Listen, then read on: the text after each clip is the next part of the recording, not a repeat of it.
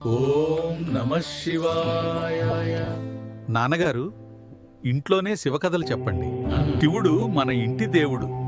రోజూ ఆయన ధ్యానము జపము చెయ్యి. నాన్నగారు, జీవిత కష్టాల్లో శివుడు సహాయం చేస్తాడా? ఆ శివయ్య పిల్లవాడిలా కరుణిస్తాడు. ఆయన మీద విశ్వాసం ఉంచుకో. శ్రీశైలంలాగా మన ఇల్లు కూడా పవిత్రమవుతుందా? ఇల్లు శివమందిరం చేసుకో. శివయ్యకి నిత్యము అభిషేకం చేస్తూ ఉండు. నా తండ్రి గారి ఆశీర్వాదంతో, ఆయన బోధనలతో ఈ శివమయం స్టూడియో మొదలైంది. శివకృపతో ఛానల్ వికసిస్తుంది. ఆయన్ని ప్రతినిత్యం జపిస్తూ ఉండు. ఓం నమః శివాయ. ప్రతి ఇంట్లో శివభక్తిని ప్రారంభించండి.